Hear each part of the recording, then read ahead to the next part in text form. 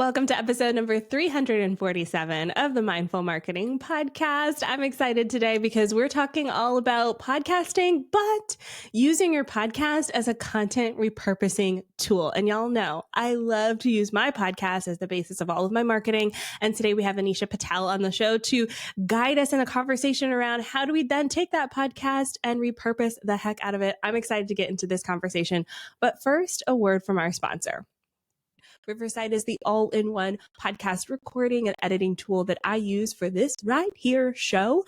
I use it to edit not only the audio and the video, it is like chef's kiss magical, making the entire process so easy. Plus, I love their magic AI clips. Their little AI robot in the background pulls out the most impactful moments of the episodes without me having to comb through and do it myself, resizes them for social media. So those vertical videos you see on TikTok and Reels, those all come from Magic AI inside of Riverside. It's literally one click. It spits out 10 clips. I pick the best one and away I go. Saves me so much time. If you want to get on the Riverside train, check it out today. The link's in the show notes, and make sure to use my code DREA, D-R-E-A, at checkout to get 15% off your membership.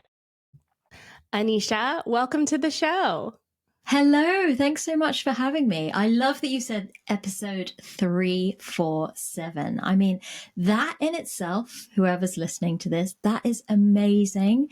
You should be super proud of where you are. I'm on episode 175 and I'm very proud of where I'm at, but it's very exciting to come onto a podcast where you have done so many episodes already. Thank you. Y'all, I did not tell her to say this, so I am like surprised and flattered. Honestly, this podcast is a labor of love. We started in 2018.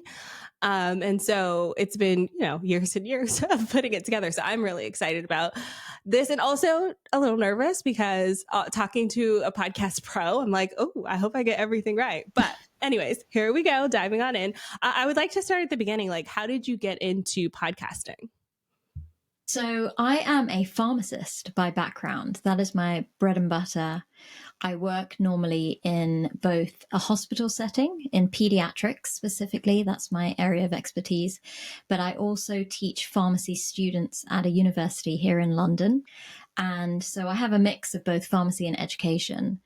And during the pandemic, I was teaching pharmacy students, and I realized really quickly that they were very unaware of the variety of career pathways you can have as a pharmacist once they qualify. And traditionally here in the UK at kind of college level or university level, the university will provide you sort of a careers fair sort of once or twice a year where you would meet lots of different employers. And you also, as a pharmacist or any healthcare professional, would go out into maybe a hospital environment or a retail pharmacy on what we would call like immersive sort of experiences, internships, placements, and you would find out more about what you can do for a job. But I think the younger generation would definitely benefit from understanding what a pharmacist does, where you can work, what sort of skills you need to transition into different types of roles, using a format that they could easily tune into through podcasting. And it just became sort of one of those light bulb moments where I thought, how can I get into the minds and eyes and ears of a student in a format that they would like? They spend a lot of time on phones and iPads. My students also don't live on a campus in London. It's so expensive to live in the city that a lot of them live with their parents and commute. So they're on trains, they're on buses around 45 minutes to an hour a day. And so I decided to create a podcast to try and help to educate them about all the pharmacy career options and inspire them, motivate them, and give them that behind the scenes insight into the life of a pharmacist that they would never, ever find just through kind of social media or meeting people in real life. You just don't have the time to have those one-on-one conversations. So they're like this fly on the wall, and they listen into the kind of deep insights into the lives of the pharmacists. And with 175 episodes now, there is content from every sector, whether you're in community pharmacy, the pharmaceutical industry, education, research, hospital pharmacists. I've interviewed people from all over the globe, so they're very aware from an international perspective what pharmacists are doing. And it was one of those things where I tried it, didn't know what was going to happen, and my entire life has changed. And I mean, we can dive into that during this episode, but my life has transformed by creating this podcast. Yeah, I definitely want to dive into that because I think the same thing for me. When it comes to podcasting, you nailed it with the intimacy piece. It's like we get to go along with the days of our listeners. Like we're in their ears as they're going about their day, their commute, doing dishes, doing laundry, like whatever it is they're doing, it feels like we're there with them. And that's one of the things I love about podcasting versus I come from a YouTube background, whereas especially back in my day, people used to like sit down and watch YouTube videos, and they weren't usually watching them on the go because data. Now everyone has unlimited data, so it's not really that big of a deal. But it's one of those things where people take it with them, which I love. And I also love the specificity of your podcast because I think sometimes people think they have to have like the big ideas, the big shows, the mass appeal, but you have tapped into such a niche audience that I find fascinating. So tell us about today. So is podcasting your full-time gig? Are you still in the pharmacy space? Am I being nosy? No, you can absolutely ask that question. And it is one that your listeners would probably really love to hear because I'm in that sort of transitional phase. I am traditionally still working 4 days a week and I'm running this podcast 1 day a week. And now I'm nearly 5 years into my journey. So as a podcaster, and most of that journey has been doing this podcast in my spare time, evenings, weekends, around children. I've had a pregnancy. I've signed up to a master's degree in that time and done lots of other things, but the passion has always been with the podcast. So I have committed to the 1 day a week and I'm transforming it from just a podcast into a business. And hopefully I will cut down my hours in my hospital job and pick up my hours as an entrepreneur in 2025. Like I'm making the commitment to make that a reality for me this year.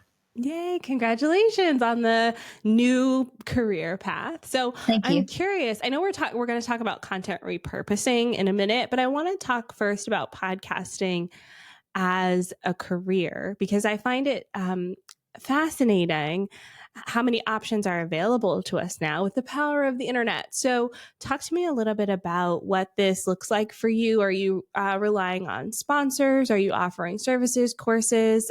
Give us some insight. Yeah, so I think if I just give some context, I've started a podcast and I'm sort of developing a business around the initial idea of being a podcaster, whilst potentially a lot of your audience are also already in entrepreneurship and thinking about a podcast to supplement their business or expand their business or add an element to it. And one of the things that I've kind of identified with podcasting is that it's opened up opportunities that I never knew existed. So I've started to become an affiliate for different brands, or a brand ambassador, if you want to call it. I have been flown to Germany on 2 or 3 occasions to do public speaking with a pharmaceutical company.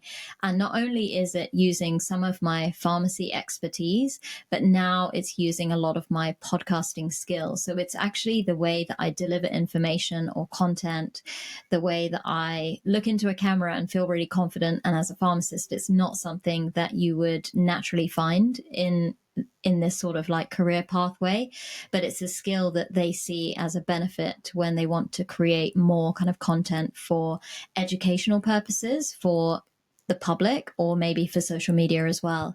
And that has been absolutely fascinating, but also very exciting because at the moment I'm in this 9 to 5. I'm kind of feel a little bit trapped by the amount of income that I can generate because I'm in sort of paid employment. But I have 2 children who are 2 and 7 who I want to spend time with, and I don't want to miss out on the moments with them. I want to be able to have that kind of financial freedom to choose my own hours, to be my own boss. And podcasting has shown me that it's possible, but also I've discovered how much I love to be my own boss, to choose my content, to, be specific about who I talk to, what we talk about, without anyone telling me what to do, which is what I've done my entire career, is just follow rules and policies and guidelines. And as you can imagine, in pharmacy, everything is always so strict because it's all about safety and following evidence-based guidance. But now I've got this freedom and I want more of it and I'm craving it. So public speaking has been one thing. The brand ambassador roles is another. One of my missions for 2025 is to look at sponsorship for the podcast, which is something that I'm working towards. But the other side of it, the entrepreneurial side of it that I'm thinking about or I'm doing is offering services. So I've discovered that there is a lack of healthcare professionals with podcasts. And when you look at the number of podcasts out there, there's probably about 5 million.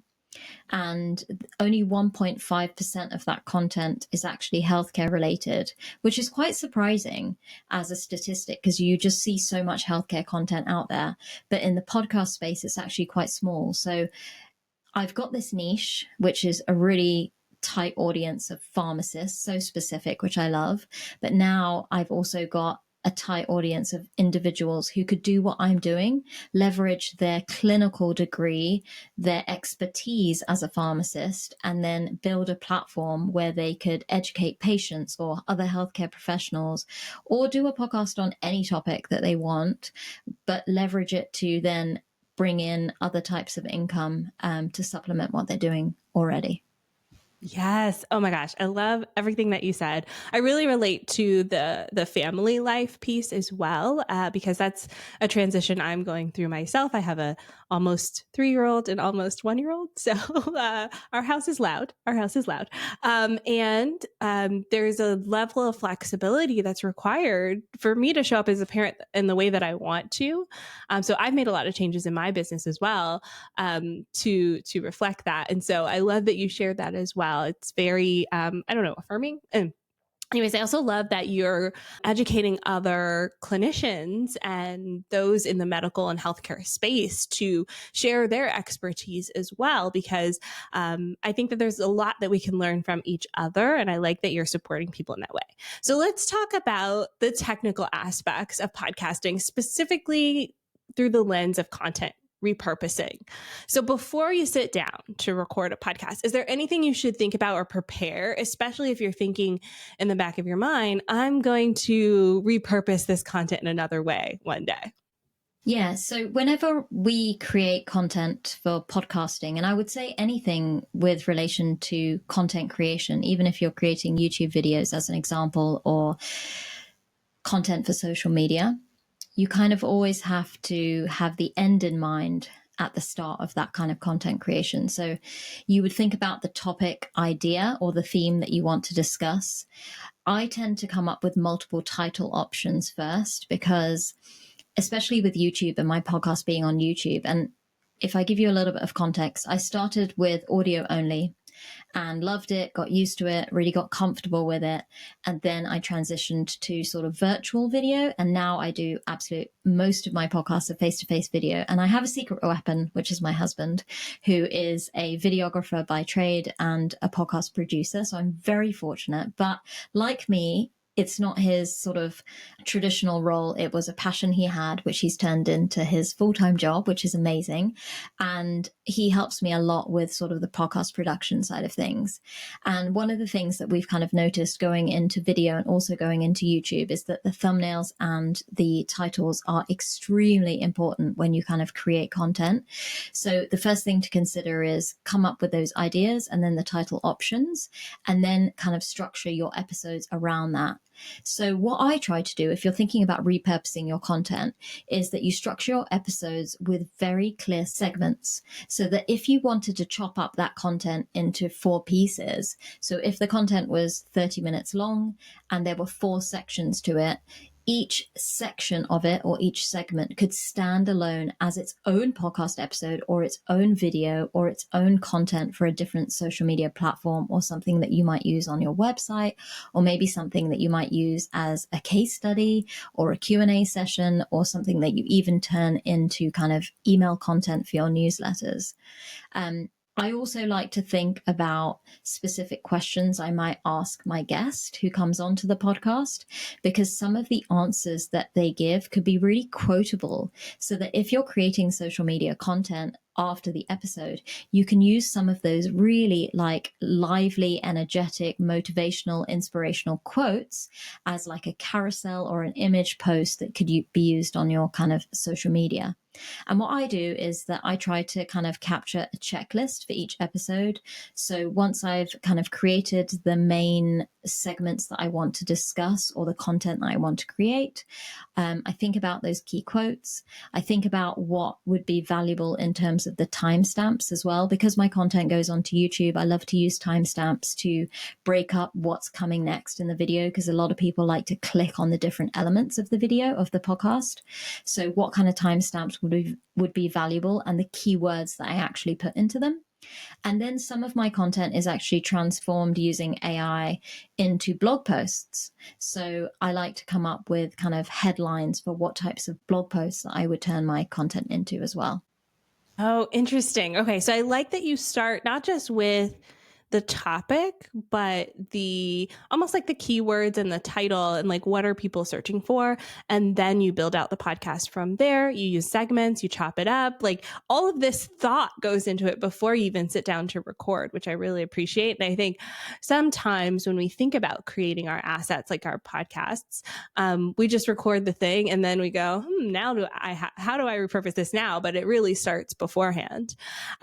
So what do we think about when we are we've recorded the episode and now we're going to start to repurpose it? Some of these episodes are 30 minutes, 60 minutes long.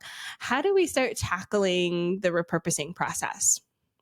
So for kind of video podcasts, if they're virtual or face-to-face, one of the most valuable things that you can do is use that one podcast episode, even if it's 30 minutes. I mean, mine are long form, so they could be an hour and a half long, even 2 hours. But if you're creating content that's much shorter, you could potentially get anywhere between like 3, 5, 7, 10 reels from that content. So if you are overwhelmed by entrepreneurship and all the things that we have to do in terms of building a business and a brand, creating that one piece of content can then be repurposed into a potential of a month or more worth of reels that you can then push across TikTok, Instagram, LinkedIn, where else? YouTube. You can, post it across so many different platforms that your audience would like. And also you can really understand where your audience lives. So for example, as a pharmacist, my professional network is on LinkedIn, but a lot of my students who follow my content are on Instagram and TikTok. So when I repurpose my content and I create reels, some of the content that is specific to pharmacists who may have 5 to 10 years experience would go onto LinkedIn. However, the content that I think that students would prefer, those reels would go onto Instagram or TikTok as an example. Oh, interesting. Okay. I do like that you kind of have things segmented. I tend to just post everything everywhere. But I like that you're kind of taking that approach with your content. What do you say to those people who have a podcast, but it's not video? How would we then repurpose that asset? So you can do audiograms, which I think a lot of podcasters have found relatively successful. But I think the kind of most important element of repurposing content from that point of view is to utilize AI and get the transcript from the episode and plug it into AI and ask it to create multiple different things. I do this and I would plug into ChatGPT, or I love to use Claude. And I think it's much more friendly for podcasters. It provides me with a lot more useful content than ChatGPT personally, and I enjoy using it. So I put the transcript into AI, and I basically say that this is the audience that I have. This is the type of information that I would like to get across from the show notes. Can you create me podcast show notes? And the show notes are really important because when you look at searchability and being found organically through Google, as an example, or through YouTube, if you have really detailed show notes which have specific keywords that your audience are going to be looking for, and they're included in those show notes, then your podcast will come up higher on the Google search or YouTube searches as well. Or even when you're typing in keywords into Apple Podcasts itself or to Spotify, your podcast is more likely to come up if those keywords are being used. So one of the things is turning it into the show notes.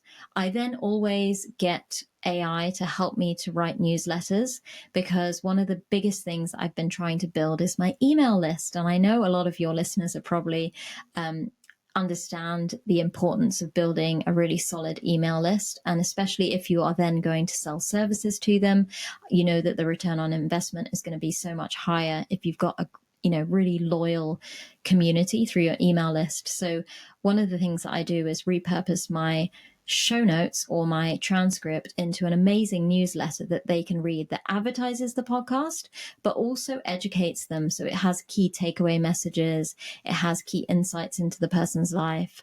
I educate them about the transitions that the pharmacist has made. I also have in the past used it to create lead magnets.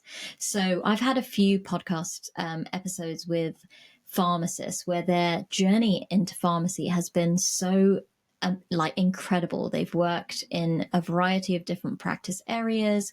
They might have gone into leadership positions. They might have worked internationally. They might have done a lot of research. And so I've actually asked AI to then create like a roadmap and then put that information into Canva to create an infographic. And then that infographic is something that I use as a lead magnet that someone could then download if they're interested in learning why someone transitions, how they transition, and also the skills they need to do it. Because a student or a newly qualified pharmacist would find this absolutely incredibly valuable. And then another thing AI does is that it can obviously create social media content. So I utilize it to help me to create some of my LinkedIn posts and my Instagram posts. So it can be repurposed in so many ways. I mean, you could also do blogs, right? There are so many ways, again, for you to repurpose some of the kind of content that you actually create into blog posts so that you don't have to rewrite it yourself or spend that time, the following week actually free typing content from your brain onto, a Google document and creating that blog. You've already done it once and you just repurpose it into something else. Yeah, I'm also obsessed with how you use AI in this entire process. I'm an AI fan. I love it. And I think it just makes sense, right? Like when you spend so much time creating this asset, the podcast, there are so many different ways you can use it. And I think it really helps maximize your potential reach, right? So if someone's not a podcast listener, maybe they're exclusively on LinkedIn, you can still deliver content to them in a way that reaches them where they are, which I really, really like. One of the things that you mentioned, though, was optimizing for Apple Podcasts and Spotify for search. I want to talk a little bit more about that as well.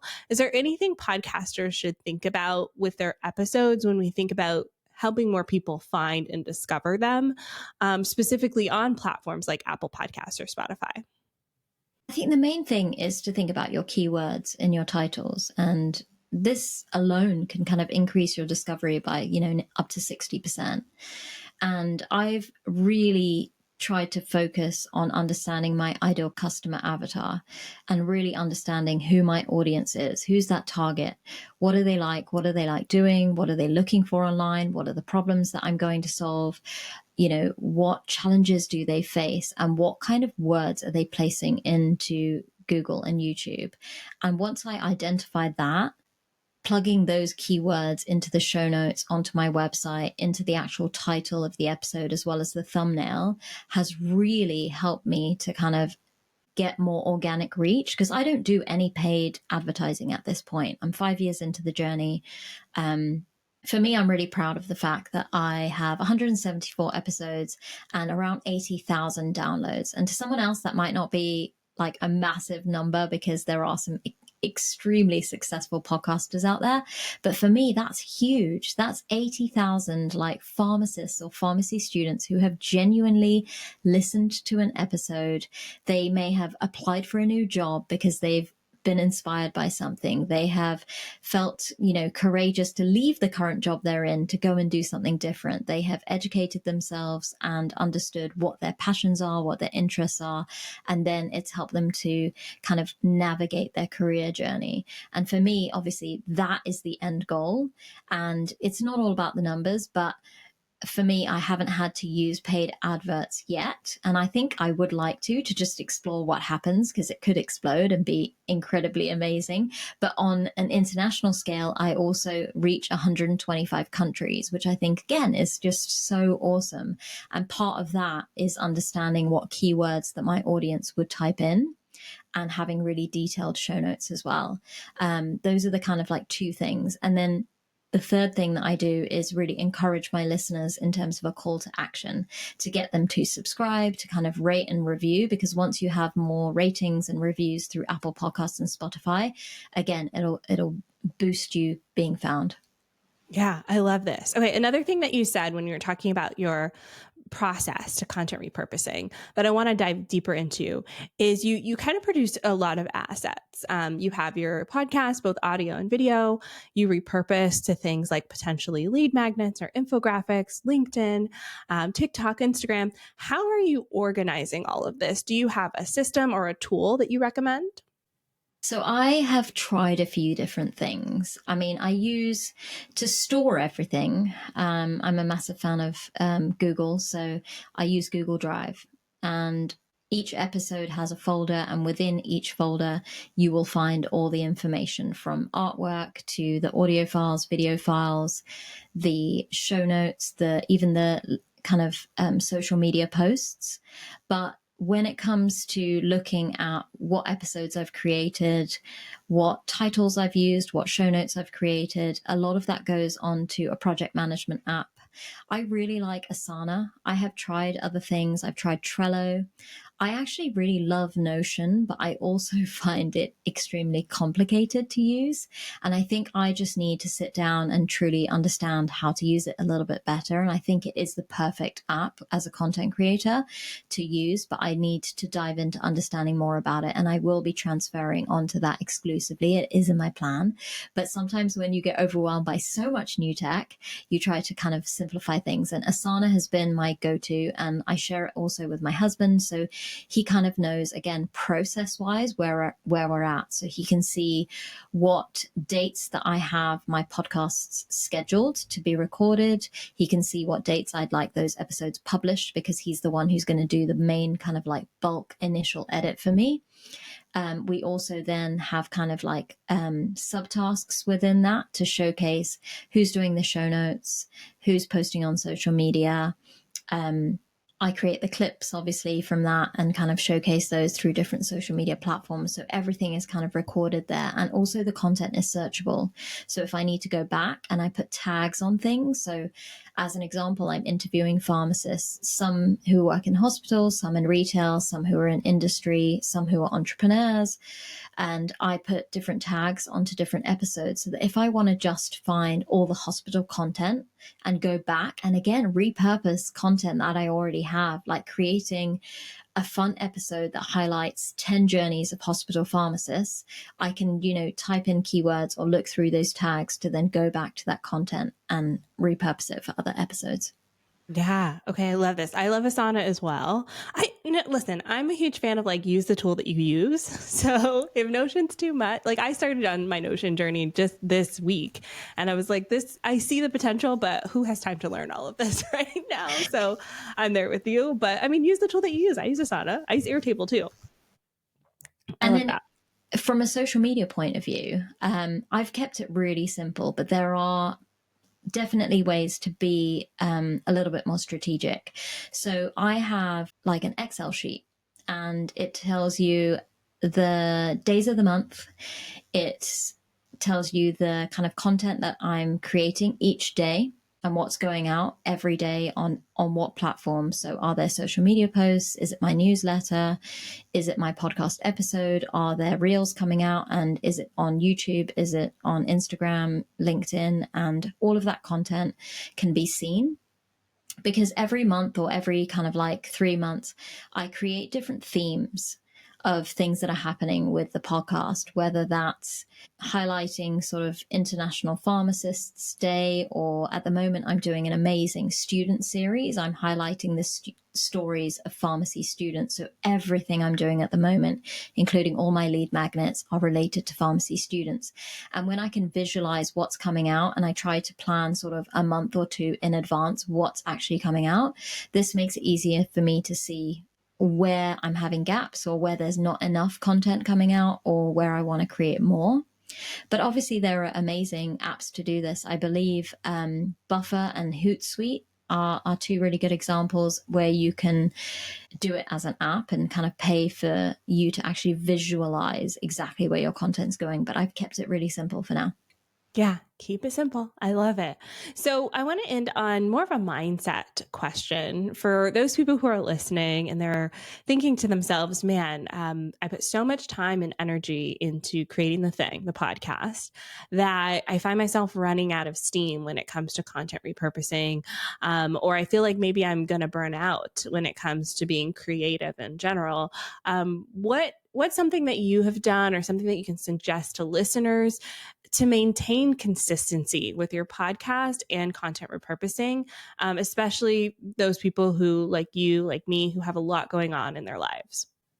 Yeah, so in the initial couple of years of being a podcaster and working full time as a pharmacist, I had made this commitment in my head that I would publish an episode every single week. And that was from the first day of building this podcast.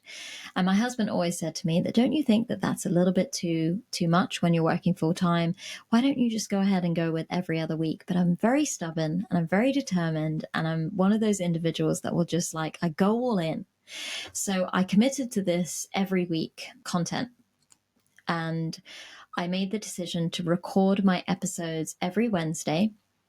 So every Wednesday after work, I would get home 6 p.m. I would be a parent, so I would have evening routine and bedtime routine. And then I would have to get super excited and record an episode at 8, 9 p.m. at night. And once I'd done kind of recorded that episode, I would be buzzing out of excitement and then not be able to sleep. And I did this kind of for 1 or 2 years because I just wanted to not overwhelm myself in terms of the burnout, and also the consistency of knowing Wednesday's my day to record. From a parenting point of view, my husband would help me more and be able to support with childcare so that I could get those episodes done. And then over the weekend, I would edit and kind of get all the social media ready for a Monday release. And it was really tough to keep up with this. And the reason why I'm being so honest about it is because I've completely transformed how I record my content now. So over a year and a half ago, I decided to start batch recording, and I decided to record 15 episodes in 3 days. Now, you do not need to be this excessive, but the 15 episodes in 3 days. So I took 3 days of annual leave from work, and I had either face-to-face episodes being done at my house because we have a little studio at home, or I did virtual episodes with international guests. And then I had 4 months worth of content, right? It was amazing. When you record, it takes a lot of energy, it takes a lot of love, it takes a lot of thought process when you're actually in recording mode. Even though you are the host, your job is to make sure that the person that you're interviewing is getting the best experience, that your audience is getting the best experience, that you're getting the content that you truly want to get from that person. And so it takes a lot of energy. And sometimes what happens is if you try to do one episode per week, you kind of don't have enough time to get into flow state. And what I realized doing back-to-back episodes in one day is that I'm dressed and ready. I've done my hair, I'm ready to be on recording mode, but also my headspace is exclusively in recording state. I know exactly what content I need to create. I know what questions I want to ask. I know what calls to action that I'm going to include. I know how to do my introductions, and it's all about recording. And when I switched into this format, I again took so much pressure away from myself that every week I wasn't in that recording phase, and that in the background, then I take my time to then edit the episodes, do the social media. And it has been a massive game changer.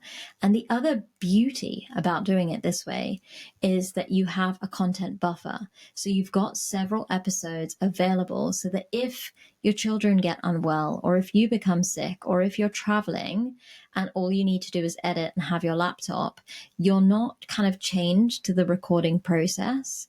And you have the ability to have a few delays. You know, if you say one week I'm going to get these episodes done, but it doesn't happen, you've got that little bit of time to allow yourself, you know, the headspace to get the editing.